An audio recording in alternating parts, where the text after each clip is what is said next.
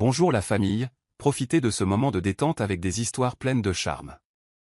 N'oubliez pas de vous abonner et de partager vos pensées dans la section des commentaires. Et n'hésitez pas à cliquer généreusement sur le bouton j'aime, car cela compte énormément pour nous. Installez-vous confortablement, détendez-vous et profitez alors que nous plongeons dans l'histoire. La caméra balaye une ligne d'horizon scintillante de Manhattan, le genre qui crie l'argent et le pouvoir. Dans le penthouse des Vanguard Towers, Logan Vance se tient devant une baie vitrée, son costume sur mesure aussi impeccable que sa réputation. À 42 ans, il est l'exemple même de la réussite. PDG de Vanguard Tech, un empire d'1 billion de dollars bâti sur l'IA et les systèmes de surveillance. Son visage orne les couvertures de magazines, ses conférences TED accumulent des millions de vues, et son sourire pourrait charmer un serpent. Mais derrière ses yeux bleus perçants se cache un homme qui vit pour le contrôle, et ce soir, ce contrôle lui échappe. Céleste Vance, sa femme depuis 10 ans, l'observe depuis le coin sombre de leur immense salon. À 38 ans, elle est l'image de l'élégance, peau d'ivoire, cheveux châtains relevés en chignon, et un collier de saphir qui coûte plus cher que la maison de la plupart des gens. Mais ses yeux noisettes sont agités, se dirigeant vers le téléphone de Logan qui vibre sur la table basse en verre.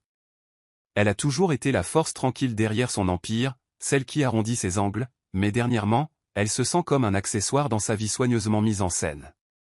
Encore un appel tardif, demande-t-elle, sa voix douce mais bordée de quelque chose de plus vif. Elle entre dans la lumière, sa robe de soie captant l'éclat du lustre.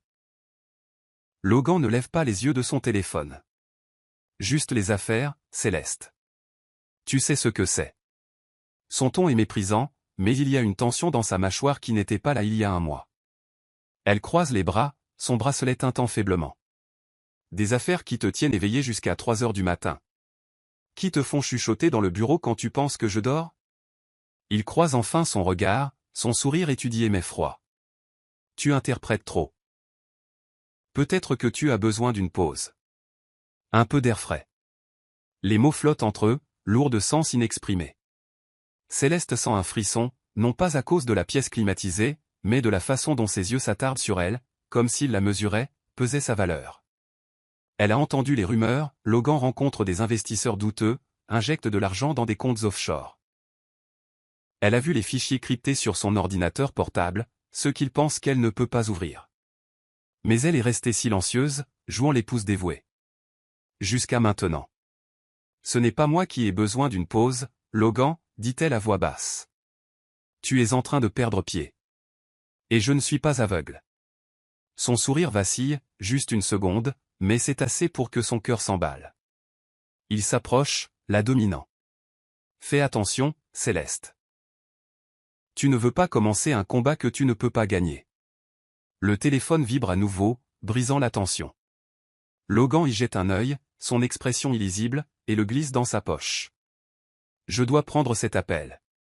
Ne m'attends pas, alors qu'il se dirige vers son bureau, les mains de Céleste tremblent. Elle ne sait pas si c'est de peur ou de fureur, mais une chose est claire, Logan Vance cache quelque chose, et elle en a assez de faire semblant de ne pas le voir. Plus tard dans la nuit, Céleste ne peut pas dormir. Le penthouse est trop silencieux, le genre de silence qui amplifie chaque grincement et chaque bourdonnement. Elle sort du lit, ses pieds nus froids contre le sol en marbre, et se dirige à pas de loup vers le bureau de Logan. La porte est entr'ouverte, une fente de lumière se déversant dans le couloir. Elle hésite, le souffle coupé. Elle n'a jamais franchi cette ligne auparavant, mais le poids de ses soupçons est trop lourd à ignorer. À l'intérieur, la voix de Logan n'est qu'un murmure grave, teinté d'urgence.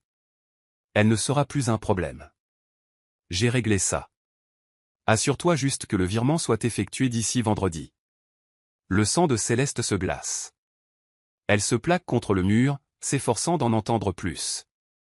Qui est d'elle, astérisque son esprit s'emballe. Son assistante, Rachel? Une rivale en affaires? Ou, elle? La pensée est absurde, mais elle s'enfonce dans sa poitrine comme une écharde. Le ton de Logan change, devenant presque amusé. Non, elle ne se doute de rien. Elle est trop occupée à jouer la parfaite épouse. Le temps que quelqu'un s'en aperçoive, il sera trop tard. L'appel se termine par un clic, et le cœur de Céleste bat si fort qu'elle est sûre qu'il va l'entendre. Elle se retire dans le salon, l'esprit en ébullition.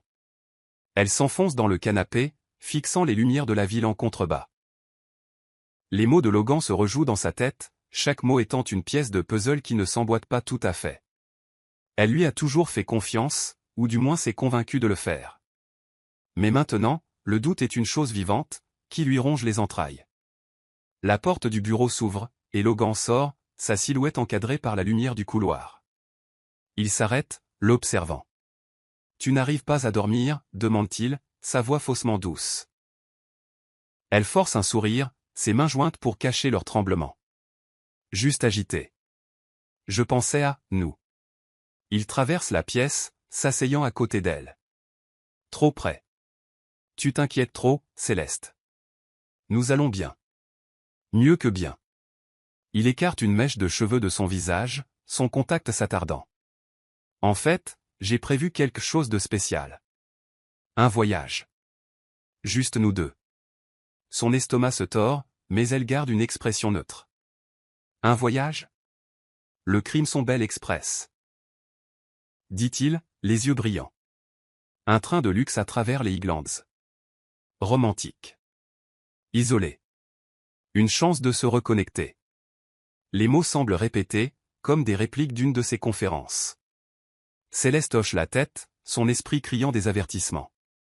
Ça a l'air, parfait, réussit-elle à dire. Il se penche, l'embrassant sur le front. Ce le sera. Fais-moi confiance. Alors qu'il se dirige vers le lit, Céleste reste sur le canapé, le regard fixé sur la ligne d'horizon. Le Crimson Bell Express. Elle en a entendu parler, un train d'époque restauré, un terrain de jeu pour les ultra-riches. Mais quelque chose dans l'intérêt soudain de Logan lui semble anormal. Elle sort son téléphone, ses doigts planant au-dessus de la barre de recherche. Elle tape « Accident Crimson Bell Express ». Les résultats sont rares, mais un titre attire son attention, « Mystérieuse disparition dans un train de luxe toujours non élucidé ». Son pouce accélère. Elle ne sait pas ce que Logan prépare, mais elle sait une chose, elle ne montera pas dans ce train sans être préparée. 3 jours plus tard, Céleste se tient sur un quai privé, le Crimson Bell Express brillant devant elle comme une relique d'une autre époque. Ses wagons pourpres sont polis jusqu'à un fini miroir, des accents dorés captant le soleil du matin. L'air vibre d'anticipation alors que des milliardaires, des influenceurs et des aristocrates de la vieille fortune se mêlent, leur rire vif et artificiel. Logan est dans son élément, serrant des mains et affichant son sourire signature. Céleste, dans un manteau sur mesure et des lunettes de soleil, se sent comme une actrice dans une pièce pour laquelle elle n'a pas auditionné. Prête pour ça, demande Logan, passant un bras autour de sa taille. Son contact est possessif, pas affectueux. Elle hoche la tête, son sourire crispé. J'ai hâte. Il monte à bord du train, entrant dans un monde d'opulence. L'intérieur est un rêve fiévreux de velours, d'acajou et de lustre en cristal. Leur cabine privée est une suite, avec un lit à baldaquin et une fenêtre panoramique encadrant la campagne vallonnée. Logan verse du champagne, ses mouvements délibérés. À nous, porte-t-il un toast, les yeux rivés sur les siens. Elle cogne son verre contre le sien, buvant à peine. À nous. Alors que le train s'ébranle, Céleste s'excuse pour se rafraîchir. Dans la salle de bain, elle vérifie son téléphone, caché dans sa pochette. Elle a envoyé des messages cryptés à sa sœur, Mara, pour lui donner des nouvelles du voyage. S'il arrive quelque chose, vérifie mon cloud. Mot de passe, solstice. Astérisque, c'est une précaution, mais cela la rassure. Elle retourne dans la cabine, surprenant Logan en train de regarder par la fenêtre, son expression illisible. Le dîner est à 8 heures, dit-il sans se retourner. Porte la robe saphir. Tu sais que je l'adore. Elle se hérisse à cet ordre mais hoche la tête. Bien sûr. Dans le wagon-restaurant, l'atmosphère est électrique. Les verres en cristal teintent, et un quatuor à cordes joue doucement. Céleste balaie la foule du regard, son malaise grandissant. Tout le monde ici est quelqu'un. Des magnats de la technologie, des politiciens, une star de la télé-réalité au passé douteux.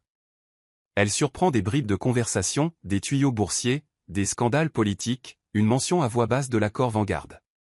Le nom de Logan flotte dans l'air comme une monnaie d'échange. À leur table, Logan est charmant, régalant un PDG de la biotechnologie avec des histoires sur sa dernière percée en IA. Céleste joue le jeu, riant au bon moment, mais ses yeux continuent de dériver vers les autres passagers. Une femme, assise seule au bar, attire son attention. Elle est plus âgée, avec des cheveux argentés et un châle pourpre, son regard fixé sur Céleste avec une intensité troublante.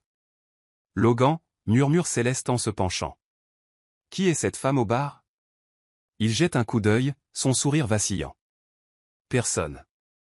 Juste une autre riche excentrique. Ce train en est plein. » Mais Céleste n'est pas convaincue. Le regard de la femme ressemble à un avertissement, et pour la première fois depuis son embarquement, elle se demande si quelqu'un d'autre sait ce que Logan cache. Le lendemain matin, Céleste quitte discrètement la cabine pendant que Logan prend sa douche. Le train est plus calme maintenant, la foule fait tard dormant pour récupérer des excès de la nuit dernière. Elle erre dans les wagons, ses talons claquant sur le sol poli. Elle ne sait pas ce qu'elle cherche.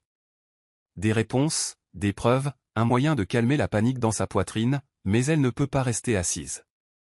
Dans le wagon 7, un wagon-salon avec des fauteuils moelleux et une cheminée rugissante, elle trouve la femme du bar. Elle est seule, sirotant du thé, son châle pourpre drapé sur ses épaules comme une cape. De près, elle est saisissante, des pommettes hautes, des yeux comme des nuages d'orage, et une présence qui remplit la pièce. Elle désigne le fauteuil en face d'elle. « Asseyez-vous, Madame Vance. Je vous attendais. » Céleste se fige, sa main se resserrant sur son sac à main. « Est-ce que je vous connais ?»« Non, » dit la femme, sa voix basse et mélodieuse. « Mais je vous connais. Et je le connais. » Elle fait un signe de tête vers la porte, comme si Logan pouvait apparaître. Céleste s'assoit, sa curiosité l'emportant sur sa prudence. « Qui êtes-vous ? » ?»« Appelez-moi Mara. » dit la femme en posant sa tasse de thé. « Je suis une collectionneuse d'histoires. Et l'histoire de votre mari est une que je suis depuis longtemps. » La bouche de Céleste s'assèche. « Que voulez-vous dire ?» Mara se penche en avant, ses yeux perçants. Logan Vance est un homme qui construit des cages, certaines pour ses ennemis, d'autres pour ceux qu'il prétend aimer. Vous êtes dans l'une d'elles maintenant, Céleste. Ce train n'est pas des vacances. C'est un piège. Les mots la frappent comme un coup de poing, mais Céleste se force à rester calme. C'est une affirmation audacieuse. Pourquoi devrais-je vous croire ? Mara sourit, mais ce n'est pas un sourire chaleureux. Parce que j'ai déjà vu ça. Les hommes comme lui, ils ne changent pas. Ils planifient, ils manipulent, ils éliminent. Et vous ? Elle fait une pause, son regard s'adoucissant. Vous êtes le détail qu'il ne peut pas se permettre. Le cœur de Céleste s'emballe, mais elle garde une voix stable. Si vous en savez tant, pourquoi êtes-vous ici ? Que voulez-vous ? Je veux la justice, dit simplement Mara. Mais ce n'est pas ma justice. C'est la vôtre. Si vous êtes assez courageuse pour la réclamer. Le sifflet du train retentit, et Céleste sursaute. Elle veut en demander plus, mais des bruits de pas résonnent dans le couloir ceux de Logan, elle en est sûre. Mara lui glisse une petite carte dans la main, les bords usés et jaunis. Trouvez-moi si vous avez besoin de moi. Wagon 7. Après minuit. Et Céleste. Sa voix tombe à un murmure. Ne faites pas confiance à l'homme à côté de vous. Avant que Céleste ne puisse répondre, Mara se lève et se glisse par une porte latérale, son châle flottant comme de la fumée. La carte dans la main de Céleste n'a pas de nom, juste un symbole, un train pourpre enlacé d'épines. Elle la glisse dans son sac à main au moment où Logan entre, son sourire aussi poli que jamais. « Te voilà, dit-il. » Son ton est léger mais ses yeux sont scrutateurs. « Tu te fais des amis ? » J'explorais juste, répond-elle en forçant un rire. Ce train est plein de surprises. Il hoche la tête, mais son regard s'attarde sur la tasse de thé vide. Faisons en sorte que ça reste comme ça, dit-il en lui offrant son bras. Les surprises peuvent être dangereuses. Alors qu'ils retournent à leur cabine, l'esprit de Céleste s'emballe. L'avertissement de Mara résonne, et la carte brûle dans son sac comme un secret qu'elle n'est pas prête à affronter. Une chose est certaine, le Crimson Bell Express n'est pas un train ordinaire, et le plan de Logan, quel qu'il soit, est déjà en marche. Le Crimson Bell Express fonce à travers le crépuscule, ses wagons pourpres fendant les Highlands brumeux comme une lame. À l'intérieur du wagon-restaurant, l'atmosphère est un mélange enivrant de décadence et de tromperie. des lustres en cristal projettent une lumière dorée sur des tables drapées de lin blanc, où les élites sirotent du vin millésimé et échangent des secrets aussi facilement que des politesses. Céleste Vance est assise en face de son mari, Logan, sa robe saphir captant l'éclat comme un phare. Elle joue son rôle, l'épouse radieuse d'un milliardaire, mais son pouce accélère sous son extérieur calme. L'avertissement de Mara du wagon 7 résonne dans son esprit. Astérisque, ne faites pas confiance à l'homme à côté de vous. Astérisque Logan est en pleine forme, son charisme une arme. Il se penche vers un capital risqueur aux cheveux argentés, racontant une histoire sur le dernier système de surveillance paria de Vanguard Tech. Il ne s'agit pas seulement de sécurité, dit-il, sa voix douce comme de la soie. Il s'agit de contrôle. Connaître chaque mouvement avant qu'il ne soit fait. Ses yeux se posent sur Céleste, et elle se demande si les mots lui sont destinés. Elle force un sourire, ses doigts se resserrant sur son verre de vin. Logan a toujours été un visionnaire, dit-elle, son ton léger mais son regard vif. Il voit des choses que les autres ne voient pas. Le capitaliste glousse, mais le sourire de Logan se crispe, une fissure dans sa façade impeccable. Céleste est mon plus grand soutien, dit-il en posant une main sur la sienne. Son contact est froid, possessif. N'est-ce pas, ma chérie? Toujours, répond-elle, sa voix stable malgré la tempête dans sa poitrine. Elle cherche des indices depuis son embarquement, et la nuit dernière, pendant que Logan dormait, elle a trouvé quelque chose dans sa mallette. Une petite fiole en verre étiquetée VX-23, nichée dans une pochette en velours. Elle n'a pas osé y toucher, mais sa vue, clinique et sinistre, la hante. Est-ce un médicament? Un poison? Elle n'en est pas sûre, mais c'est une autre pièce du puzzle qui a commencé avec son appel téléphonique chuchoté dans le Penthouse.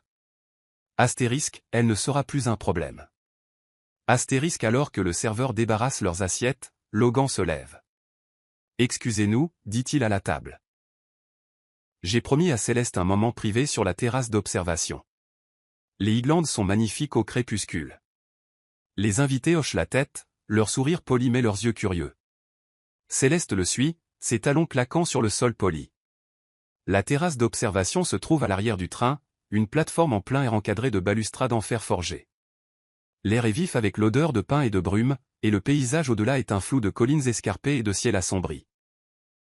Le rythme du train est hypnotique, ses roues claquant comme un conte à rebours. Logan s'appuie contre la balustrade, sa silhouette se découpant nettement sur la lumière déclinante. C'est beau, n'est-ce pas, dit-il, sa voix presque tendre. On a l'impression d'être les deux seules personnes au monde. Céleste hoche la tête, son foulard flottant au vent. Elle est hyper consciente de sa proximité, de la façon dont ses mains reposent nonchalamment dans ses poches. C'est paisible? Dit-elle, scrutant son visage pour tout indice de ses véritables intentions. Pourquoi m'as-tu vraiment amené ici, Logan? Il se retourne, son expression illisible. Pour te rappeler ce que nous avons construit ensemble. Il s'approche, sa voix baissant. Tu as été distante dernièrement, méfiante. Ça ne te ressemble pas, son cœur rate un battement. Il la provoque, la teste. Elle choisit ses mots avec soin. Peut-être que je suis juste fatigué de jouer un rôle. La femme parfaite, la partenaire silencieuse. Je vois plus que tu ne le penses, Logan. Ses yeux se plissent, mais son sourire demeure. Fais attention, Céleste. La paranoïa ne te va pas, il fait un geste vers la vue. Viens ici. Regarde le pont là-bas. C'est une merveille. Elle hésite, ses instincts hurlant, mais elle s'avance. Le pont se dresse au loin, une arche de pierre enjambant une rivière qui bouillonne bien en dessous. La brume est plus épaisse maintenant, s'enroulant autour du train comme des doigts fantomatiques. La main de Logan frôle son bras, la guidant vers le bord de la plateforme. N'est-ce pas à couper le souffle, murmure-t-il. Elle hoche la tête, la gorge serrée. Logan, qu'y a-t-il dans ta mallette? La fiole. Le VX-23. Sa main se fiche sur son bras, et un instant, le masque tombe. Ses yeux sont froids. Calculateur. Tu as fouiné, dit-il à voix basse. C'est une habitude dangereuse. Avant qu'elle ne puisse répondre, le train s'ébranle légèrement, et la prise de Logan se resserre. Tu aurais dû me faire confiance, murmure-t-il. Et puis, d'un seul mouvement délibéré, il la pousse. Le cri de Céleste est avalé par le vent alors qu'elle plonge de la terrasse d'observation. Le monde tourne, brume, ciel, le flou pourpre du train, avant qu'elle ne heurte la rivière en contrebas. L'impact est un choc de glace et de douleur, le courant l'entraînant. Ses membres se débattent, mais l'eau est implacable, l'attirant plus profondément. Ses poumons brûlent, sa vision se brouille, et un instant, elle pense que c'est la fin que Logan avait prévue. Au-dessus, dans le train, Logan regarde la rivière l'engloutir. Son visage est impassible, sa respiration régulière. Il ajuste ses boutons de manchette, puis se retourne vers la terrasse d'observation, fermant la porte derrière lui. La brume cache tout, et le sifflet du TRA. Il noie tout écho de sa chute. Il se glisse de nouveau dans le wagon-restaurant, où la fête bat son plein. Personne ne remarque sa brève absence, ni la légère humidité sur ses chaussures. À leur table, le capital risqueur lève un verre. « Où est votre charmante épouse, Vance ?» Logan s'assoit, son sourire sans effort. Elle ne se sentait pas bien. Elle est allée s'allonger. Il sirote son vin, ses yeux balayant la pièce. Vous savez comment sont ces voyages. Trop de champagne. L'homme rit, inconscient. Vous êtes un homme chanceux, Logan. Une femme comme ça, une entreprise comme la vôtre. Intouchable. Le sourire de Logan s'élargit, mais son esprit est ailleurs. Le pont était parfait, isolé, enveloppé de brouillard. Pas de témoins, pas de caméra. Le corps de Céleste ne sera pas retrouvé avant des jours, voire jamais. Un accident, dira-t-il. Une glissade tragique. Il a déjà répété l'histoire, le chagrin qu'il jouera pour les caméras. Ses actions dans Vanguard Tech lui seront transférées, et les comptes offshore seront sécurisés. C'est propre. Impeccable. Mais alors qu'il rit à une blague, une lueur de malaise s'insinue. Il pense à la fiole dans sa mallette. Celle que Céleste a vue. Le VX-23, un sédatif destiné à la désorienter, a facilité la poussée. Il n'en a pas eu besoin, mais sa découverte était une complication. En a-t-elle parlé à quelqu'un? Non, elle ne le ferait pas. Elle est trop prudente, trop isolée. Pourtant, il se fait une note mentale de vérifier son téléphone à son retour à la cabine. Dans le couloir, il croise un serveur qui hoche la tête avec déférence. « Bonsoir, monsieur Vance. »« Tout va bien ?»« Parfait, » répond Logan, sa voix douce. « Je sors juste prendre l'air. »« Belle nuit, n'est-ce pas ?» Le serveur sourit, ignorant que l'homme devant lui vient de commettre un meurtre. Logan retourne à la cabine, verrouillant la porte derrière lui. Il se verse un scotch, fixant le foulard de Céleste, toujours drapé sur une chaise. Un instant, il ressent presque quelque chose, du regret peut-être. Mais ça passe. Elle était un passif, une menace pour son empire. C'était nécessaire. Il lève son verre à la pièce vide. À la liberté, murmure-t-il, et boit profondément. Le lendemain matin, le Crimson Bell Express bourdonne de rumeurs. L'absence de Céleste est remarquée, mais Logan est prêt. Au petit déjeuner, il est assis seul, son expression sombre. Quand le PDG de la biotechnologie de la veille lui demande des nouvelles de Céleste, Logan soupire, sa voix lourde d'un chagrin répété. Elle ne se sentait pas bien hier soir. Je suis allé voir comment elle allait, mais, elle a dû aller se promener. Elle adore la terrasse d'observation. J'y ai trouvé son foulard, mais aucune trace d'elle. Le PDG fronce les sourcils, inquiet. Avez-vous alerté le personnel? Logan hoche la tête, ses yeux brillant juste assez pour vendre le mensonge. Il cherche maintenant. Je suis sûr que ce n'est rien, mais, le pont hier soir, la brume. J'ai peur qu'elle ait glissé. La nouvelle se répand comme une traînée de poudre. À la mi-journée, le personnel du train est en effervescence, menant une recherche discrète des wagons. Les passagers chuchotent à voix basse, leurs yeux se tournant vers Logan, qui joue le mari dévasté à la perfection. Il se tient près de la terrasse d'observation, fixant la rivière maintenant loin derrière, les mains jointes fermement. Le directeur du train, un homme dégingandé nommé Monsieur Arrow, s'approche, le visage grave. Monsieur Vance, nous avons vérifié chaque wagon. Aucune trace de Madame Vance. Nous avons contacté les autorités au prochain arrêt. Ils chercheront la rivière. Logan hoche la tête, la mâchoire serrée. Merci. J'aurais dû rester avec elle. Elle n'était pas stable hier soir. Le vin, l'altitude. Arrow lui pose une main sur l'épaule. Ne vous blâmez pas, monsieur. Ces choses arrivent. Les Highlands sont traîtres. Logan réussit un faible sourire, mais à l'intérieur, il calcule. La sympathie du directeur est un bon signe. Personne ne soupçonne un acte criminel. La brume, le pont isolé, l'absence de caméra, tout est en sa faveur. Il pense à Mara, l'étrange femme que Céleste a mentionnée. Pourrait-elle savoir quelque chose? Non, ce n'est qu'une excentrique curieuse.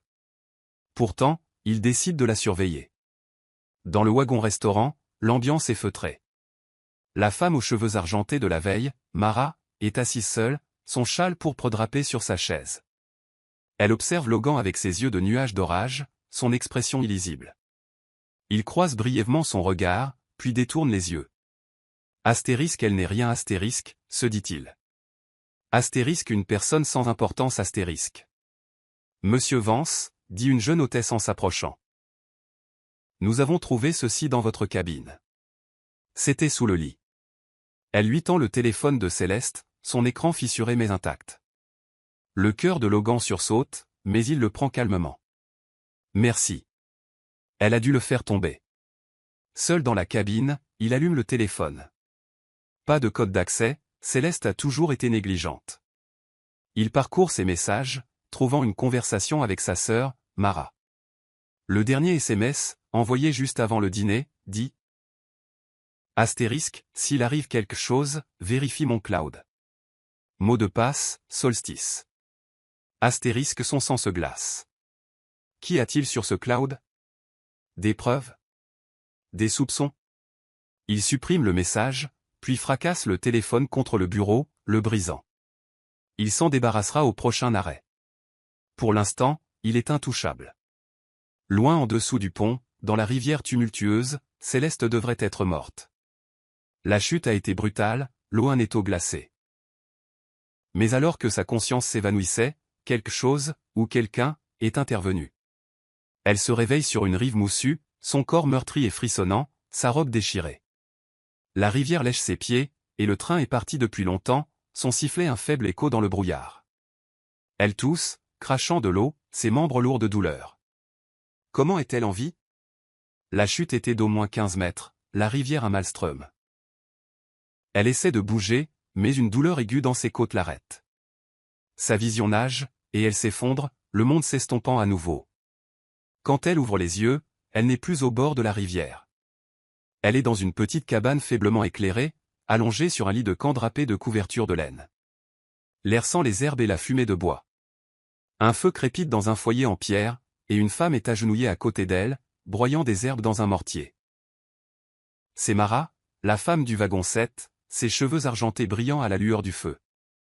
Tu es réveillé, dit Mara, sa voix calme mais ferme. N'essaie pas de bouger pour l'instant. Tu as des côtes fêlées et une commotion cérébrale. Tu as de la chance d'être en vie.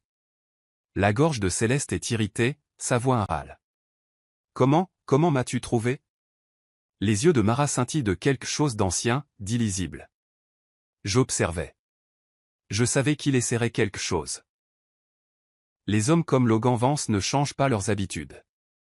L'esprit de Céleste s'embrouille. Vous étiez dans le train. Vous m'avez prévenu. Et tu n'as pas écouté, dit Mara, sans méchanceté. Elle tend à Céleste une tasse de thé fumant. Son odeur est vive et médicinale. Bois. Ça aidera à calmer la douleur. Céleste sirote en grimaçant. Pourquoi m'aidez-vous? Qui êtes-vous?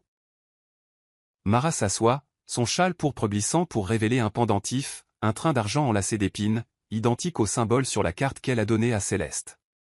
Je suis quelqu'un qui a vu trop de femmes comme vous être effacées par des hommes comme lui.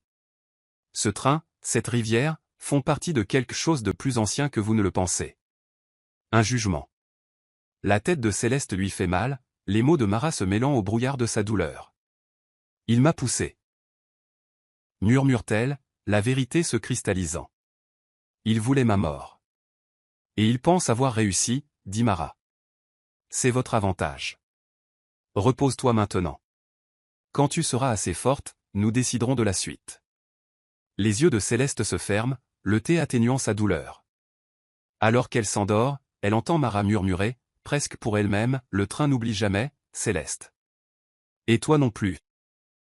La cabane est un sanctuaire taillé dans la nature, ses murs en bois patinés par le temps et les secrets. Céleste est allongée sur un lit de camp, son corps une carte d'échymose et de côte fêlée, mais elle est en vie, un miracle qu'elle ne peut pas encore comprendre. Le feu dans l'âtre projette des ombres vacillantes, et l'air est épais de l'odeur de la sauge et du cèdre. Mara, la femme aux cheveux argentés qui l'a sortie de la rivière, se déplace avec une détermination tranquille, préparant un thé qui sent la terre et quelque chose de plus ancien. L'esprit de Céleste est un brouillard de douleurs et de questions, mais une vérité brûle, Logan l'a poussée. Son mari a essayé de la tuer. Elle s'agite, grimaçant en se redressant. Depuis combien de temps suis-je ici? Sa voix est rauque, à peine la sienne. Mara jette un coup d'œil, ses yeux de nuages d'orage perçants. 2 jours. Tu guéris plus vite que la plupart, mais tu n'es pas encore sorti d'affaire.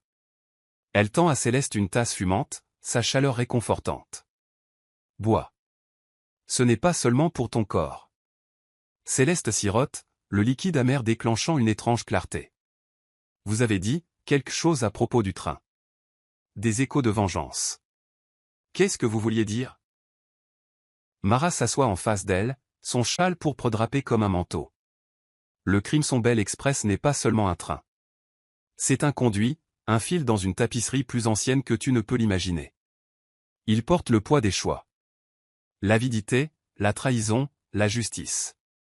Ceux qui font du mal aux autres sur ces rails, ils ne s'en sortent pas indemnes. La tête de Céleste lui fait mal. Les mots de Mara sont à la fois absurdes et glaçants. Vous dites que le train est, quoi? Hanté? Pas hanté, corrige Mara, la voix basse. Vivant. Il se souvient. Et il parle à ceux qui écoutent. Elle se penche, son pendentif, un train d'argent enlacé d'épines, captant la lueur du feu. Tu l'as entendu, n'est-ce pas? Dans la rivière. Un murmure qui t'a poussé à te battre. Le souffle de Céleste se coupe. Elle se souvient de la chute, de l'eau glacée, du moment où elle a cru mourir. Mais il y avait quelque chose, une voix, ou peut-être un sentiment, qui l'exhortait à tenir bon. Je ne sais pas ce que j'ai entendu, admet-elle. Mais j'ai vu des choses. Des visions. Le visage de Logan, riant. Et du sang sur ses mains. Mara hoche la tête, sans surprise. Les échos. Ils te montrent ce qui a été, et ce qui pourrait être.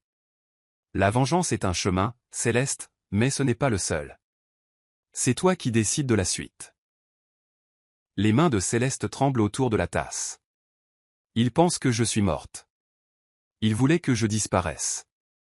Pourquoi? Le pouvoir, dit simplement Mara. Tu étais une menace. Tes actions dans son entreprise, tes questions, ta force.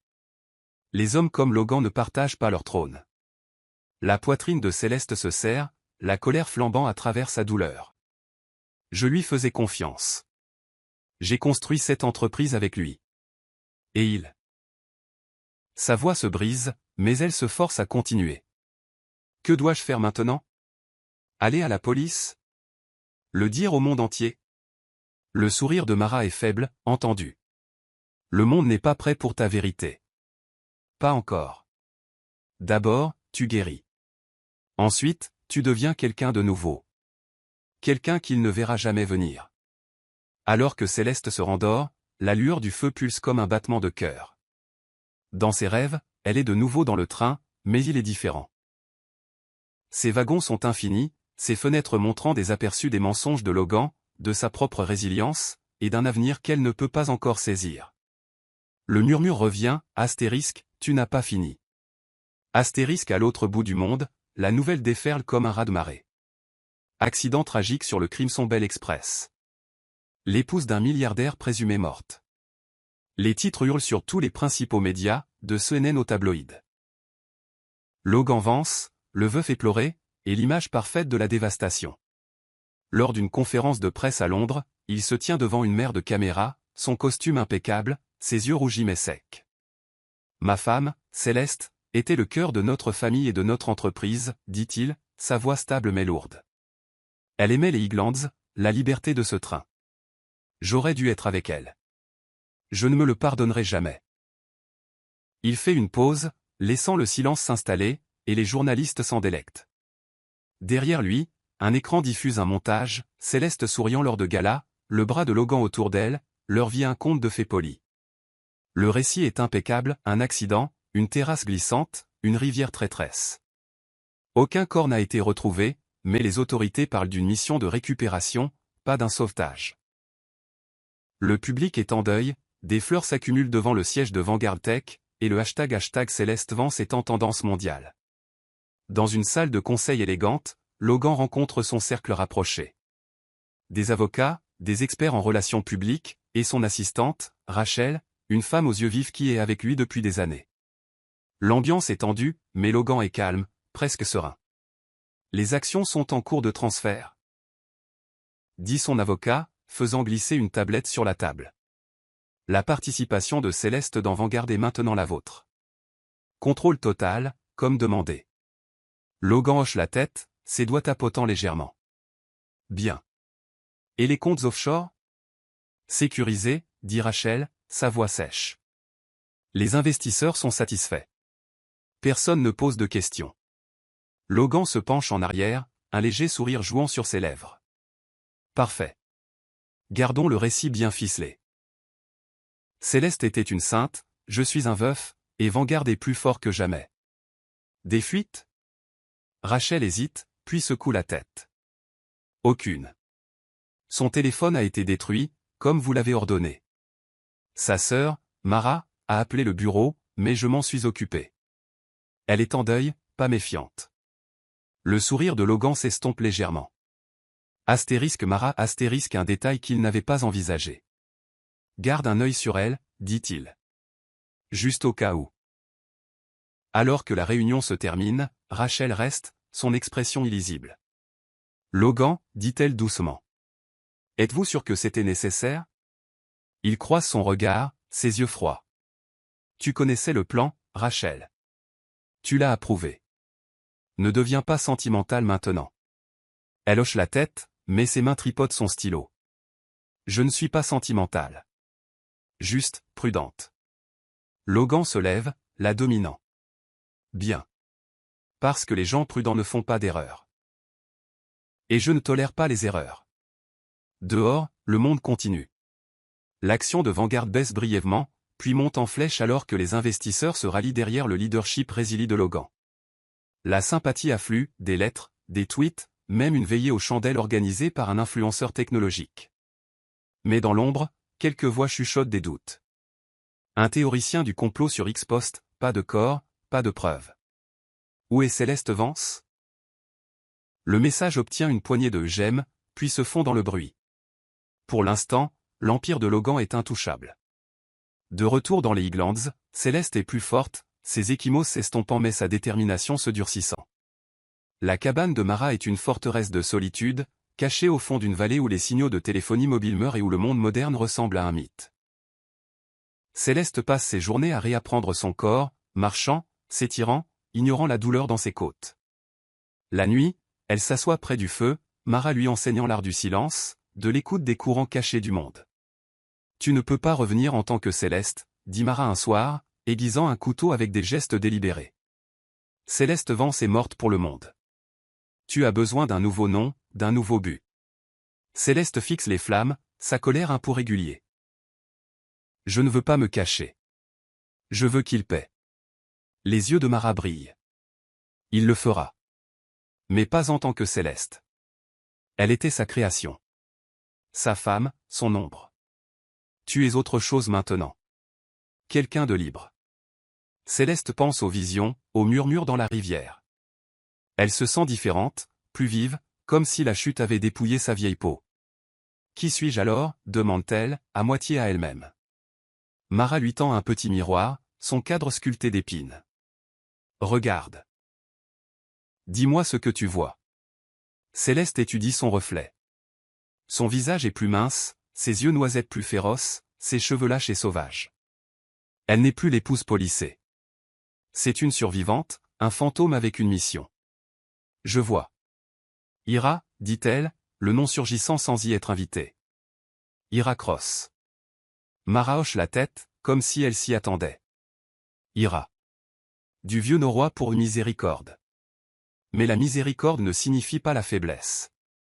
Cela signifie choisir quand frapper. Céleste, maintenant Ira, pose le miroir, ses mains stables. Comment est-ce que je commence?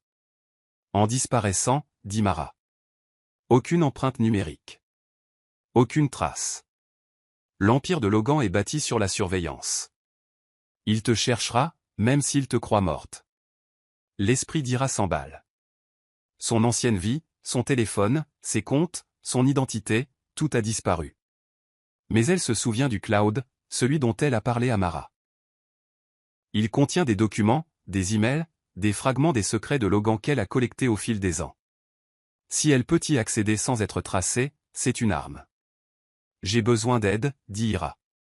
Quelqu'un qui peut se déplacer dans l'ombre. Un hacker, peut-être. Le sourire de Mara est cryptique. Je connais quelqu'un. Mais il n'est pas facile à trouver. Ni à qui faire confiance. Ira croise son regard, sans ciller. Je n'ai pas besoin de confiance. J'ai besoin de résultats. Mara se lève, tirant un journal en cuir d'une étagère. Elle griffonne un nom et un lieu, puis le tend à Ira. Silas. Il est à Glasgow, si tu sais où chercher. Mais sois prévenu, il est aussi dangereux que brillant. Ira glisse le papier dans sa poche, sa nouvelle identité s'installant comme une armure. Je n'ai plus peur du danger, dit-elle. Pas après Logan. Alors qu'elle dort cette nuit-là, Ira rêve à nouveau du train. Ses wagons sont infinis, ses fenêtres la montrant en tant qu'Ira Cross. Féroce, imparable. Le murmure revient, plus clair maintenant. Astérisque, commence. Astérisque Glasgow est un contraste brutal avec la beauté sauvage des Highlands. Ira, maintenant vêtue d'une veste et d'une écharpe quelconque, se déplace dans les bas-fonds de la ville, ses cheveux teints en noir et coupés courts. Mara a organisé un téléphone prépayé et de l'argent liquide, assez pour la maintenir hors des radars. L'adresse dans sa poche mène à un entrepôt délabré dans le quartier industriel. Ses fenêtres sont barricadées, ses murs tagués de graffitis. L'air sans l'huile et la pluie, et les nerfs d'Ira vibrent alors qu'elle frappe à une porte rouillée. Une fente s'ouvre, révélant une paire d'yeux verts perçants. « Qui t'envoie » demande une voix, basse et méfiante. « Mara » dit Ira, brandissant le pendentif enlacé d'épines que Mara lui a donné. « Je suis Ira. J'ai besoin de Silas. » La fente se referme, et après un moment de tension, la porte grince en s'ouvrant. L'homme à l'intérieur est mince, la trentaine, avec des cheveux noirs en désordre et un visage tout en anglais en suspicion. Son sweat à capuche est rapiécé, ses doigts tachés d'encre ou de graisse. « Tu es loin de la cabane de Mara » dit-il en lui faisant signe d'entrer. « C'est quoi ton histoire ?» L'entrepôt est l'antre d'un hacker, des moniteurs scintillent, des câbles serpentent sur le sol, un léger bourdonnement de serveur. Ira balaie la pièce du regard, ses instincts aiguisés. « J'ai besoin de faire tomber quelqu'un de puissant. Quelqu'un qui se croit intouchable. » Silas sourit, s'appuyant contre un bureau encombré de boissons énergisantes et d'impressions de code. « Ça ressemble à mon genre de fête. » Qui est la cible? Logan Vance, dit Ira, sa voix stable.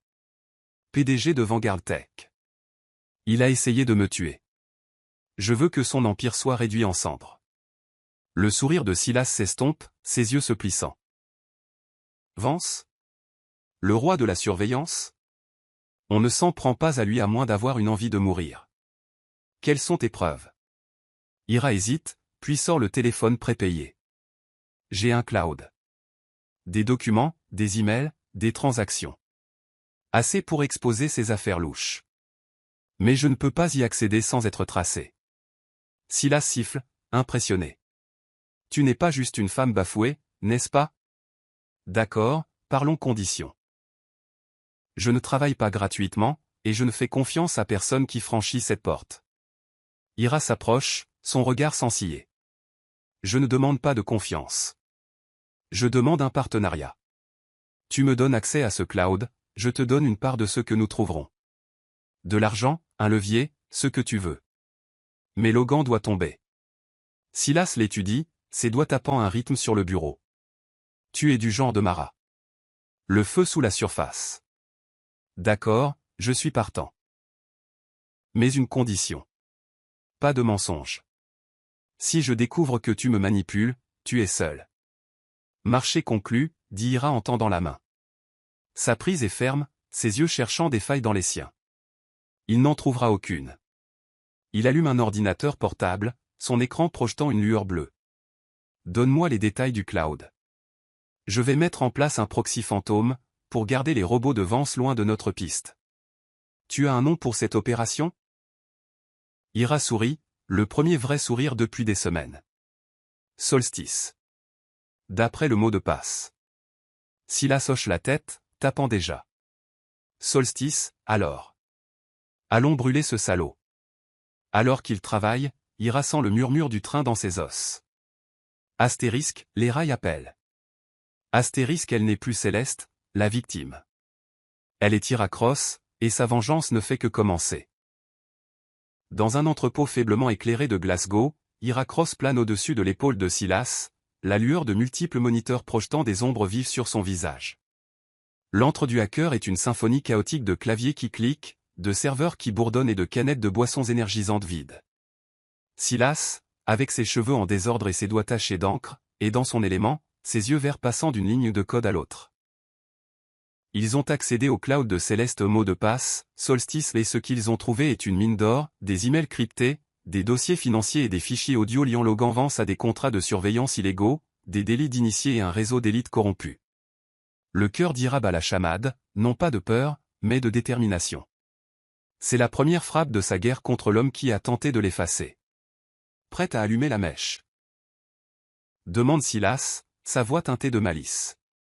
Il a mis en file d'attente la première fuite, un clip audio granuleux de Logan discutant d'un pot de vin de 50 millions de dollars avec un fonctionnaire étranger, sa voix reconnaissable entre toutes.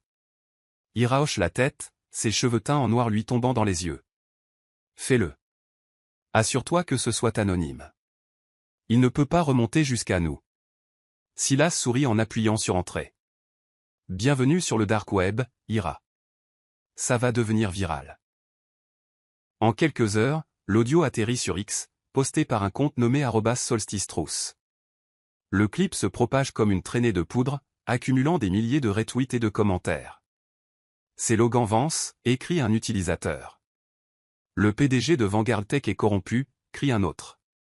Les médias traditionnels s'en emparent dès le matin, avec des titres comme « Un PDG milliardaire impliqué dans un scandale de corruption ». Ira observe le chaos se dérouler sur l'ordinateur portable prépayé de Silas, ses lèvres se retroussant en un léger sourire. Ça marche. Au siège de Vanguard Tech à Manhattan, Logan est pris de court. Il entre en trompe dans son bureau aux parois de verre, où son assistante, Rachel, et une équipe de spécialistes en relations publiques attendent, les visages graves. L'audio passe en boucle sur toutes les chaînes d'information, et l'action de Vanguard a déjà chuté de 8%. Qui a fait fuiter ça? S'emporte Logan, sa voix basse mais venimeuse. Il claque son téléphone sur le bureau, brisant l'écran. Je veux des noms, Rachel. Maintenant. Rachel, ses yeux vifs évitant les siens, parcourt une tablette. Nous ne savons pas. Le compte est intraçable, hébergé sur des serveurs rebondissant entre 5 continents. Notre équipe de cybersécurité essaie, mais, c'est sophistiqué. Logan fait les 100 pas, son costume sur mesure froissé par des nuits blanches. Sophistiqué? Ce n'est pas un hacker de sous-sol. C'est personnel. Il s'arrête, son esprit s'emballant. Le cloud de Céleste. L'a-t-elle partagé avec quelqu'un? Non, impossible, elle est morte. Mais le doute le ronge, une écharde qu'il ne peut ignorer. Monsieur, s'aventure un spécialiste des relations publiques, nous pouvons gérer ça. Dire que c'est un deepfake, blâmer un rival. Le public y croira. Logan se retourne contre lui. Le public? Je me fiche du public. Je me soucie de nos investisseurs. S'ils se retirent, nous sommes finis. Il se tourne vers Rachel. Double la sécurité sur mes comptes. Et découvre si Mara, la sœur de Céleste, est impliquée. Elle a été trop silencieuse. Rachel hoche la tête, mais ses mains s'agitent, un tic que Logan ne remarque pas. Je m'en occupe, dit-elle, sa voix stable met son esprit ailleurs. Elle est loyale à Logan depuis des années, mais les fuites l'ébranlent. Qui a-t-il d'autre? Et pourquoi a-t-elle l'impression d'être observée? Alors qu'Ira et Silas planifient la prochaine fuite, un lot de mêliant Logan a des expériences illégales d'IA où ils partagent un rare moment de camaraderie. Tu n'es pas ce à quoi je m'attendais, dit Silas en lui lançant une barre de protéines. La plupart des gens auraient couru à la police. Toi, tu construis une guillotine. Ira attrape la barre, les yeux lointains. La police ne peut pas le toucher. Il est trop gros. Mais la vérité? C'est une lame que même Logan ne peut pas esquiver. Silas se penche en arrière, l'étudiant. Tu me fais un peu peur, Ira crosse. Dans le bon sens du terme. Elle sourit, mais à l'intérieur, elle est d'acier. Le murmure du train résonne dans son esprit. Astérisque, continue. Astérisque, le monde de Logan s'effondre, et il le sent dans chaque muscle tendu, chaque heure d'insomnie. L'action de Vanguard a chuté de 20% en 3 jours alors que @Solstice Truth publie d'autres fuites. Des dossiers financiers montrant des comptes offshore, une vidéo de Logan réprimandant un lanceur d'alerte, même une note autorisant une surveillance invasive de ses propres employés. Les médias sont implacables, et X est un champ de bataille de hashtags, #Vancement, #Vérité Solstice, #Où est Céleste. L'équipe de relations publiques de Logan s'agite, mais le récit lui échappe. Dans son pantouse, Logan se verse un 3e scotch, la ligne d'horizon de la ville se moquant de lui à travers les fenêtres. Rachel se tient près de la porte, sa tablette serrée comme un bouclier. Le conseil d'administration convoque une réunion d'urgence, dit-elle. Ils veulent des réponses. Et le FBI renifle. Logan rit, un son amer. Le FBI. Ils sont dans ma poche. Mais c'est fuite. Il vide son verre, les yeux fous. Quelqu'un est dans mon cercle. Quelqu'un qui en sait trop. Rachel change de position, sa voix prudente. Nous avons audité tout le monde. Personne ne parle. C'est peut-être un vieil ennemi. La sœur de Céleste, la tête de Logan se redresse brusquement. Mara, l'as-tu vérifié? Elle est clean, dit Rachel, trop rapidement. En deuil, mais pas en train de fouiner. Elle est à Chicago, enseignant le yoga ou quelque chose du genre. Logan n'y croit pas. Il traverse la pièce, la dominant. Tu caches quelque chose, Rachel. Ne crois pas que je ne le vois pas, sa mâchoire se serre, mais elle soutient son regard. Je suis loyal, Logan. Je l'ai toujours été. Mais tu es paranoïaque. Ça te rend négligent. Il lui saisit le poignet, pas fort mais assez pour la surprendre. Négligent? J'ai bâti cet empire à partir de rien. Je ne fais pas d'erreur. Trouve la fuite, Rachel, ou tu es dehors. Elle se libère, ses yeux lançant des éclairs. Je ne suis pas ton ennemi. Mais si tu continues à repousser les gens, il ne te restera plus personne. Alors qu'elle part, le téléphone de Logan vibre avec une nouvelle alerte. Un autre message de @Solstice Truth, cette fois une photo de lui serrant la main d'un marchand d'armes. La légende dit, Logan Vance, artisan de la paix ou profiteur? Sa main tremble alors qu'il jette le téléphone contre le mur. Il perd le contrôle, et pour la première fois, il se demande si le fantôme de Céleste le hante. Pas littéralement, mais dans les secrets qu'elle a laissés derrière elle. À Glasgow, Ira et Silas regardent la dernière fuite devenir virale. Il craque, dit Silas en faisant défiler les commentaires sur X, regarde ça. Vance est fini. Tu le démantèles pièce par pièce. Les yeux d'Ira sont fixés sur une photo de Logan lors d'un gala récent, son sourire crispé. Pas assez, dit-elle. Il est toujours debout. Je le veux à genoux. Silas lève un sourcil. Tu es implacable. As-tu déjà pensé à ce qui se passera après? Quand il sera parti? Elle ne répond pas, mais le murmure du train remplit le silence. Astérisque, la justice voyage sur les rails. Astérisque, Logan est un homme assiégé, mais il refuse de s'effondrer. Il accepte de participer à un gala de bienfaisance très médiatisé à Londres, un événement rempli de l'élite mondiale. C'est une chance de redorer son image, de montrer au monde qu'il n'est pas ébranlé. Vêtu d'un smoking sur mesure, il parcourt la salle avec un charme étudié, serrant des mains et évitant les questions sur les fuites. Vanguard est plus fort que jamais, dit-il à un magnate de la technologie, son sourire acéré. Les rumeurs ne peuvent pas toucher la vérité. Mais la salle semble anormale. Les regards s'attardent trop longtemps. Les chuchotements le suivent comme des ombres. Il balaie la foule du regard, sa paranoïa une chose vivante. Et puis il la voit. Une femme de l'autre côté de la salle de bal, le dos tourné, sa posture douloureusement familière. Elle porte une robe noire, ses cheveux noirs relevés, mais c'est son cou, la façon dont elle incline la tête, qui arrête son cœur. Céleste astérisque il cligne des yeux, et elle a disparu, avalée par la foule. Son pouce accélère, son verre de scotch tremblant dans sa main. C'est impossible.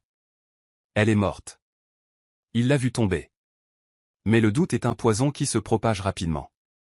Logan, ça va? La voix appartient à Victor Crane, un PDG rival qui tourne autour de Vanguard comme un vautour. On dirait que tu as vu un fantôme. Logan force un rire, mais il est creux. Juste fatigué, Victor. Diriger un empire, ça use. Crane sourit, sirotant sa boisson. Ou peut-être que ce sont les fuites. Solstice Trousse t'a mis dans les cordes. Une idée de qui est derrière tout ça? Les yeux de Logan se plissent. Si je le savais, on s'en serait occupé. Définitivement. Crane lève son verre, imperturbable. Fais attention, Vance. Les menaces ne passent pas bien ces jours-ci. Pas avec le monde qui regarde. Logan s'excuse, l'esprit en ébullition. Il se ferait un chemin à travers la foule, cherchant la femme, mais elle est introuvable. Était-ce un tour? Une hallucination? Il sort sur le balcon, l'air froid lui mord dans la peau. Tu es morte, marmonne-t-il, comme si le dire allait le rendre vrai. Mais le murmure dans son esprit la voix de Céleste, où sa propre peur répond, astérisque, vraiment? Astérisque à Glasgow, Ira regarde une retransmission en direct du gala, le cœur battant. Elle n'était pas là, mais Silas a envoyé une femme avec sa carrure, ses manières pour déstabiliser Logan. Il perd la tête, dit Silas en riant alors que la caméra capte le visage pâle de Logan. Un seul aperçu, et il est en panique. Les yeux d'Ira sont d'acier. Bien. Maintenant, nous frappons plus fort. Le monde n'est pas prêt pour le prochain coup d'Ira. L'empire de Logan vacille, et elle est prête à le faire tomber. Silas sécurise une porte dérobée dans l'assemblée annuelle des actionnaires de Vanguard, un événement retransmis en direct dans le monde entier où Logan prévoit d'annoncer une nouvelle plateforme d'IA pour sauver sa réputation. C'est la scène parfaite.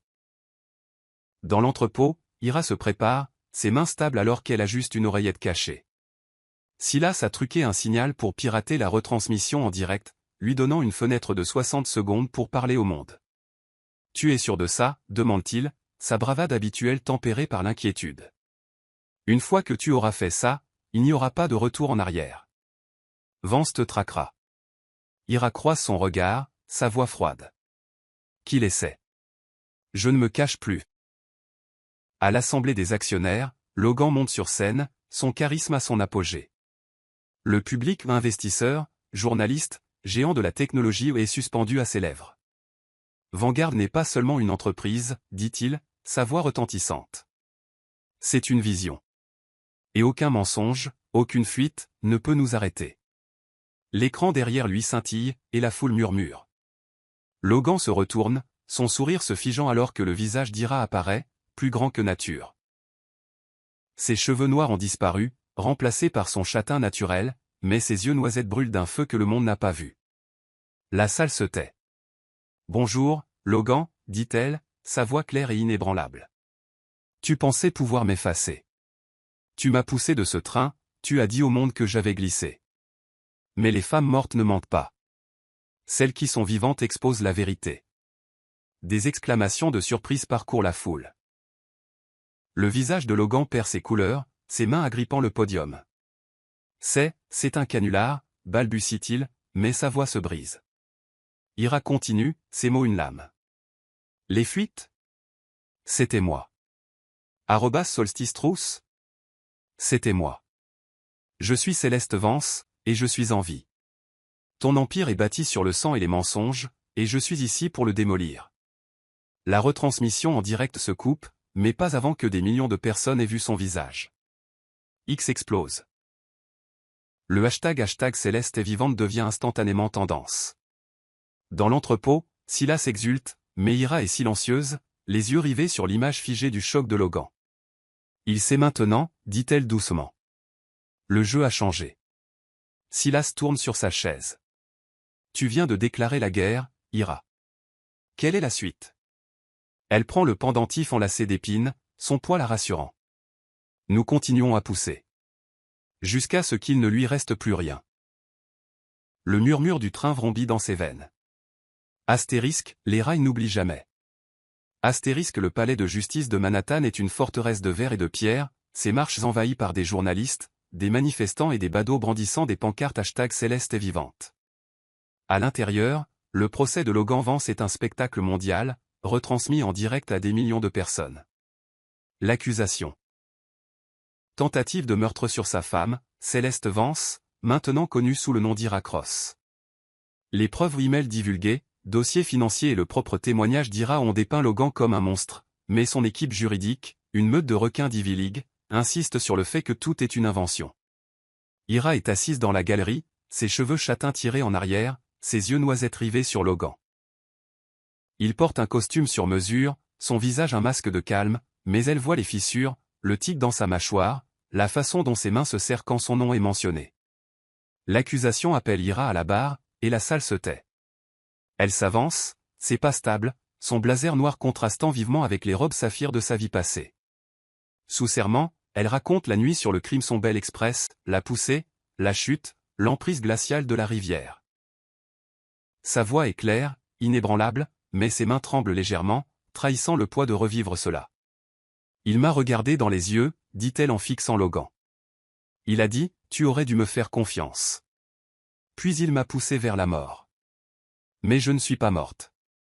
La salle d'audience éclate en murmures, rapidement réduit au silence par le marteau du juge. L'avocate principale de Logan, une femme aux cheveux argentés nommée Claudia Pierce, se lève pour le contre-interrogatoire, son sourire prédateur. Madame Cross, ou devrais-je dire Madame Vance, commence-t-elle, son ton dégoulinant de scepticisme. Vous prétendez que mon client a essayé de vous tuer, pourtant vous avez survécu à une chute de 15 mètres dans une rivière déchaînée. Pas de corps, pas de témoins, et vous réapparaissez des mois plus tard avec un nouveau nom et une vendetta. N'est-il pas possible que vous ayez mis cela en scène pour attirer l'attention? Ou par vengeance? Les yeux d'Ira se plissent, mais elle garde son sang-froid. Je n'ai pas mis en scène ma propre quasi-mort, Madame Pierce. J'ai survécu parce que quelqu'un m'a trouvé. Quant à la vengeance? Je suis ici pour la justice, pas pour un feuilleton. Pierce fait les 100 pas, imperturbable. Vous avez admis avoir divulgué des documents sensibles sous le pseudonyme de @solstice-truth. N'est-il pas vrai que vous avez fabriqué des preuves pour piéger Monsieur Vance, exploitant son chagrin suite à votre prétendue mort? Ira se penche en avant, sa voix froide. Chaque document, chaque clip audio, provenait des propres fichiers de Logan. Je n'ai eu besoin de rien fabriquer. Son avidité et ses mensonges s'en sont chargés. La galerie bourdonne, et Logan s'agite sur son siège, son calme apparent s'effritant. Les mots d'Ira sont une lame, et ils coupent profondément. Mais le procès prend un tournant choquant lorsque l'accusation appelle un témoin inattendu. Rachel, l'assistante de Logan. Elle se dirige vers la barre, ses yeux vifs évitant ceux de Logan, ses mains jointes fermement. La salle est électrique, tous les yeux rivés sur elle. Le procureur, un homme dégingandé nommé Daniel Holt, ne perd pas de temps. Madame Carter, vous avez travaillé en étroite collaboration avec Monsieur Vance pendant 7 ans. A-t-il déjà discuté de plans pour nuire à sa femme? Rachel hésite, sa voix à peine audible. Oui. Il m'a dit que Céleste était un problème. Qu'elle posait trop de questions sur les comptes offshore. Il a dit qu'il fallait l'écarter. La salle d'audience explose, les journalistes griffonnant furieusement. Le visage de Logan perd ses couleurs, ses avocats se MP. Ressent de faire objection. Ira observe, le cœur battant. Rachel, l'ombre loyale, se retourne contre lui. Mais pourquoi? Holt insiste davantage. Avez-vous aidé Monsieur Vance de quelque manière que ce soit? Les yeux de Rachel se posent sur Logan, puis se détournent. Je l'ai aidé à planifier le voyage sur le Crimson Belle. Je savais qu'il voulait qu'elle disparaisse, mais je ne pensais pas qu'il le ferait. Je pensais qu'il lui ferait juste peur. Logan bondit sur ses pieds, sa voix rauque. Elle ment. On l'a achetée, ou menacée. Rachel, dis-leur la vérité. Le juge frappe du marteau, mais le mal est fait. Le témoignage de Rachel est une bombe, et l'empire de Logan s'effondre en temps réel. Ira croise le regard de Rachel, cherchant la vérité ou la culpabilité, mais ne trouve qu'une femme hantée qui s'est enfin libérée. Après la séance de la journée, Logan est escorté vers une cellule de détention, les poignets menottés, son charme remplacé par la fureur. La cellule est austère, sa lumière fluorescente dure, mais l'esprit de Logan est une tempête. La trahison de Rachel est un couteau dans son dos, et il ne peut pas comprendre pourquoi. Elle était sa confidente, son exécutrice, celle qui enterrait ses secrets sans sourciller. Maintenant, elle est son bourreau. Son avocate, Claudia Pierce, lui rend visite, son visage un masque de colère contenue. Le témoignage de Rachel est un désastre, dit-elle en arpentant le petit espace. Elle a corroboré l'histoire de Céleste, et le jury y croit. Nous devons la discréditer. Vite. Logan agrippe le bord de la table en métal, ses jointures blanches. Elle ment, Claudia. Je ne lui ai jamais dit de planifier un meurtre. Un voyage, oui. De l'intimidation, peut-être. Mais pas ça. Claudia s'arrête, les yeux vifs. Peut-être. Logan, tu ne t'aides pas à tu discuter ou non d'écarter Céleste? La mâchoire de Logan se serre. Je me suis plaint. J'étais frustré. Céleste fouinait dans des choses où elle n'aurait pas dû, des comptes, des accords. Rachel le savait. C'est elle qui a suggéré le train, disant que ce serait un moyen de remettre les choses à zéro. Je ne voulais pas dire la tuer. Les lèvres de Claudia s'amincissent. Tu dis que Rachel t'a piégé? A planté l'idée? Logan hoche la tête, sa voix basse. Elle couvre ses propres arrières. Elle avait accès à mes fichiers, à mes emails. Et si c'était elle, @Solstice Truth? Ou si elle travaillait avec eux? Claudia griffonne une note, son scepticisme évident. C'est un peu tiré par les cheveux, mais je vais fouiller dans ses finances, ses communications. Si elle est corrompue, nous le trouverons. Mais Logan, tu dois rester calme à la barre. Pas d'éclat. Le jury regarde. Logan rit, un son amer. Calme. Ma vie est en jeu, et ma propre assistante me vend. Tu veux du calme? Sors-moi d'ici. La voix de Claudia se durcit. J'essaie, mais tu dois me donner quelque chose de solide. Si Rachel te manipule, qui d'autre est impliqué? La sœur de Céleste? Ce hacker, Silas. Les yeux de Logan s'assombrissent. Céleste. Ça a toujours été elle. Elle est en vie, et elle orchestre tout ça. Je ne sais pas comment, mais elle est partout. Claudia part, ses talons résonnant dans le couloir. Logan s'affale contre le mur, son esprit rejoint le témoignage de Rachel. Avait-elle toujours prévu cela? Où ira-t-elle atteinte? L'incertitude est un poison, et pour la première fois, Logan se sent vraiment seul. Pendant ce temps, Ira retrouve Silas dans une planque de Glasgow, un appartement exigu surplombant la Clyde. La retransmission en direct du procès passe sur une télévision en sourdine, le visage de Rachel figé à l'écran. Ira est stupéfaite, mais méfiante. Rachel s'est retournée, dit-elle en faisant les 100 pas, je ne l'ai pas vu venir. Le savais-tu? Silas, penché sur un ordinateur portable, secoue la tête. Non. Elle n'est pas sur notre radar. Mais je creuse. Si elle se retourne, c'est soit qu'elle a peur, soit qu'elle a un plan. Ira s'arrête, les mains sur les hanches. Peur de quoi? Logan est menotté. Et un plan, comme quoi? Silas tourne sur sa chaise, ses yeux verts brillants. Peut-être qu'elle passe un accord avec les fédéraux. Ou qu'elle a joué sur les deux tableaux depuis le début. Les gens comme Rachel ne rompent pas leur loyauté pour rien. Tu veux que je pirate ses comptes? Ira hoche la tête, son esprit s'emballant. Fais-le. Je dois savoir si elle est sincère, ou si c'est un autre des jeux de Logan. Silas craque ses doigts, tapant déjà. Je m'en occupe, patronne. Mais tu dois admettre que ce procès est un cirque. Tu es en train de gagner, Ira. Logan est fini. Le regard d'Ira dérive vers la télévision, où le visage de Logan apparaît, défiant, mais s'effritant. Pas encore, dit-elle doucement. Il se bat toujours. Et je n'ai pas fini.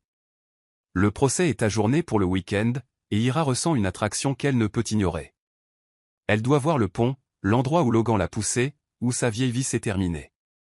Mara, qui a été un guide silencieux depuis la cabane, organise un voyage discret dans les Highlands. Ira voyage seule, son téléphone prépayé éteint, son identité enfouie sous des couches d'anonymat. Le trajet du Crimson Bell est maintenant une attraction touristique, son mystique amplifié par le procès, mais le pont est isolé, accessible uniquement par un chemin étroit à travers des collines enveloppées de brume. L'air est froid, la rivière en contrebas un gris tumultueux. Ira se tient sur l'arche de pierre, son foulard flottant au vent. Le souvenir de la chute la frappe comme un coup physique, les yeux froids de Logan, la poussée, l'étreinte de l'eau. Elle ferme les yeux, le murmure du train montant, astérisque, regarde de plus près.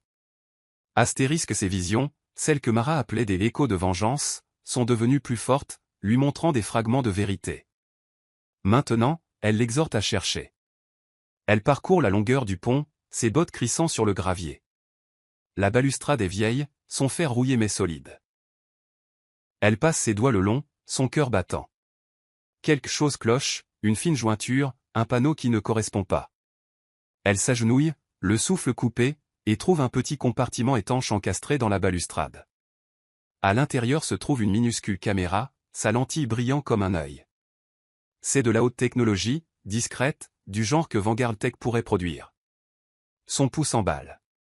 Logan l'a-t-il planté? Ou quelqu'un d'autre?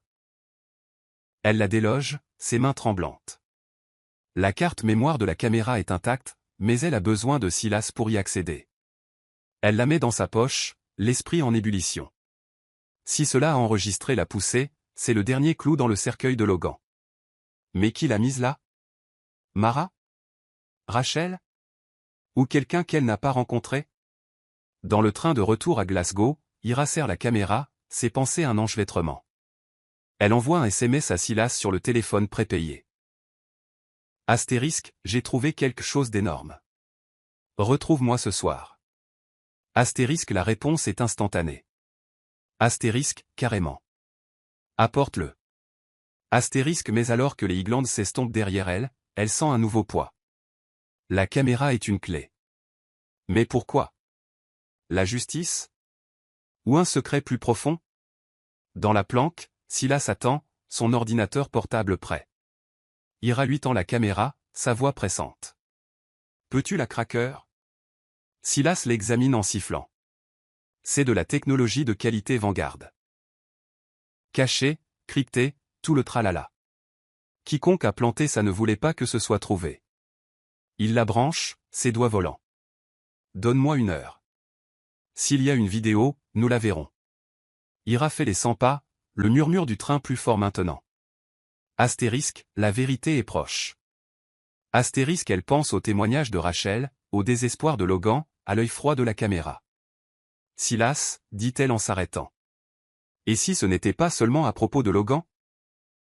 Et si quelqu'un d'autre regardait cette nuit-là? Silas lève les yeux, son regard sérieux. Alors nous ne nous battons pas seulement contre un PDG. Nous nous attaquons à une bête plus grosse. Tu es prête pour ça? La main d'Ira se ferme sur le pendentif de Mara, ses épines mordant sa paume. Je suis prête depuis la rivière. Le monde explose lorsque la vidéo du pont est mise en ligne. Ira et Silas, terrés dans leur planque de Glasgow, ont téléchargé la vidéo de la caméra cachée trouvée sur le pont du Crimson Bell. Le clip granuleux et obsédant montre Logan Vance poussant Céleste du train, son visage froid et délibéré, suivi de sa retraite calme dans la brume. Postée par @solstice-truth, elle recueille 37 millions de vues en 48 heures, avec le hashtag Céleste est vivante en tendance dans 72 pays. Les chaînes d'information la rediffusent sans fin, et X est un champ de bataille d'indignation et d'incrédulité. Logan Vance est un monstre, écrit un utilisateur.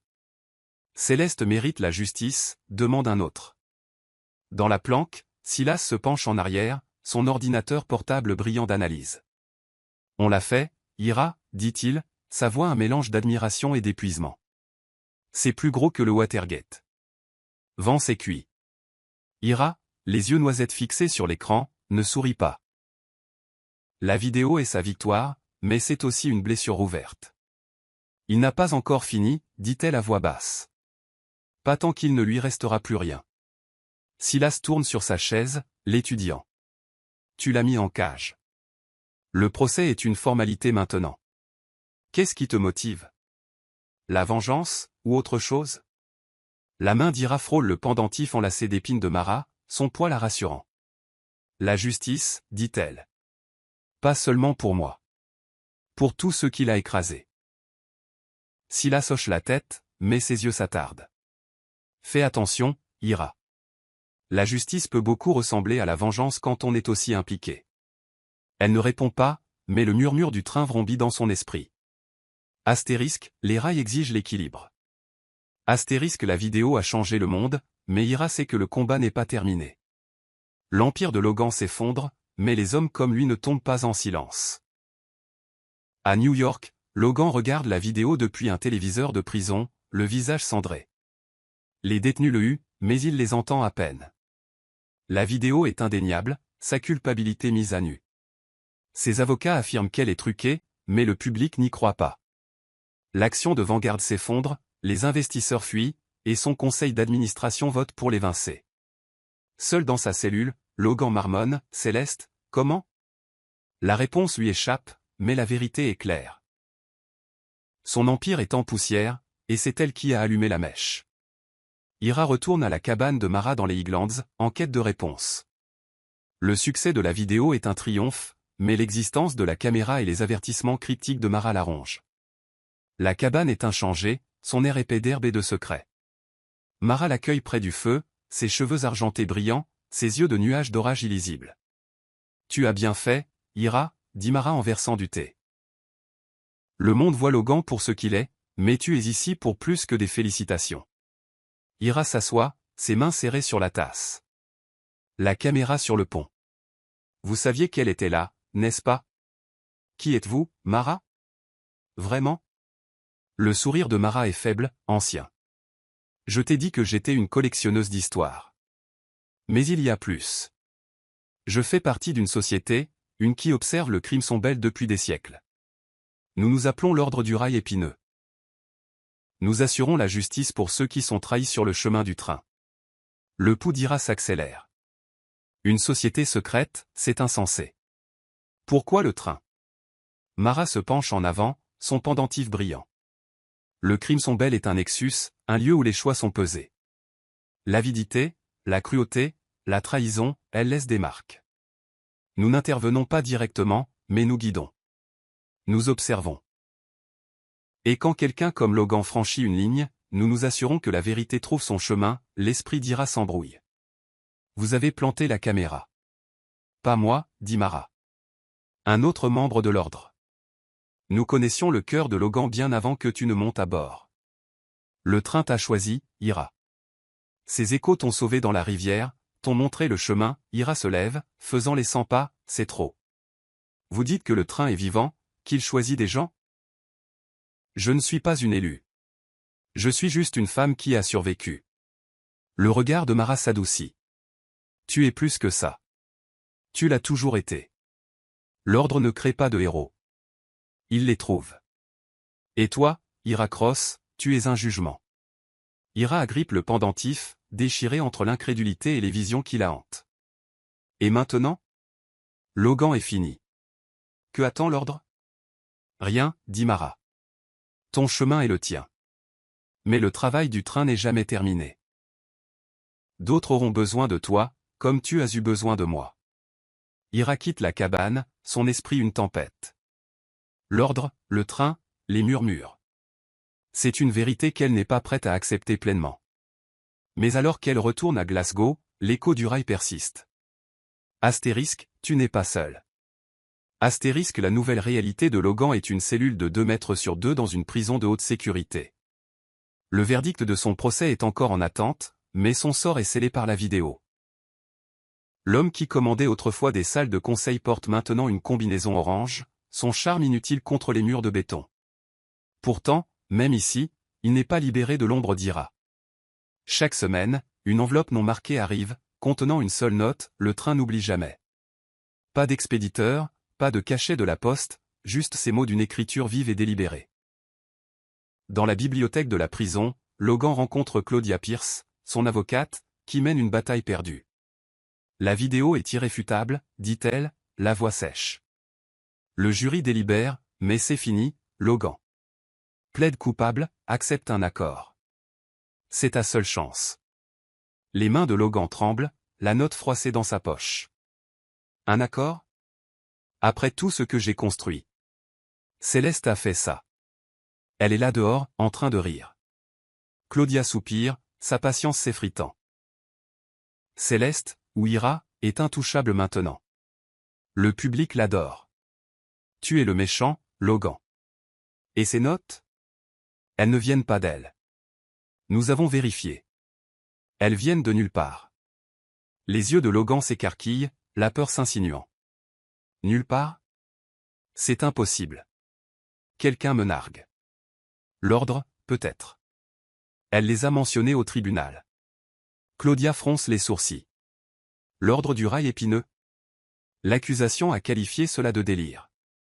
Il n'y a aucune preuve de son existence. Logan se penche, sa voix un sifflement. C'est réel. Il me surveille. Le train? Ce n'est pas juste un train. Il est vivant. Claudia se lève, rassemblant ses dossiers. Reprends-toi, Logan. Tu as l'air déséquilibré. Concentre-toi sur le plaidoyer, ou tu risques la perpétuité. Seul, Logan sort la dernière note, ses mots brûlants. Il entend le sifflet du train dans ses rêves, un son qui lui glace le sang. La victoire d'Ira est complète, mais l'ombre de l'ordre plane, plus grande, et il se demande if son châtiment ne fait que commencer. Dans une salle d'audience de Manhattan, le dernier coup de marteau tombe. Logan est reconnu coupable de tentative de meurtre, de fraude et de complot, condamné à 25 ans. Mais la plus grande victoire est celle d'Ira. Un juge déclare Céleste Vance légalement vivante, lui restituant son identité, ses parts dans Vanguard Tech et sa voix. Elle sort du palais de justice en tant qu'Ira Cross, la femme qui a fait tomber un empire, accueillie par une mer de partisans scandant son nom. Lors d'une conférence de presse, Ira fait face aux caméras, son blazer impeccable, ses yeux féroces. Ce n'est pas seulement mon histoire, dit-elle. C'est pour chaque personne réduite au silence par le pouvoir. Je reprends Vanguard, non pas pour le profit, mais pour la vérité. Plus tard, dans un café tranquille, Ira rencontre Mara, sa sœur, pour la première fois depuis la rivière. Les yeux de Mara sont humides, sa voix tremblante. Je te croyais partie, Céleste. Pourquoi ne m'as-tu rien dit? Ira lui serre la main, ses propres yeux piquants. Je ne pouvais pas, Mara. Pas avant d'être sûr. Logan avait des yeux partout. Je suis tellement désolé. Mara essuie ses larmes, réussissant un sourire. Tu es différente maintenant. Plus forte. Quelle est la suite, Ira Cross? Ira regarde par la fenêtre, le pouls de la ville la calmant. Je reconstruis. Vanguard sera une force pour le bien. Et je continuerai à me battre, pour d'autres comme moi. Mara hoche la tête, fière mais méfiante. Juste, n'oublie pas qui tu es. Céleste est toujours là, quelque part. Le sourire d'Ira est doux amer. Elle fait partie de moi. Mais Ira est celle que je dois être maintenant. Le murmure du train vrombit doucement. Astérisque, ton travail ne fait que commencer. Astérisque Ira monte à bord du Crimson Bell Express une dernière fois, attirée par un besoin qu'elle ne peut nommer.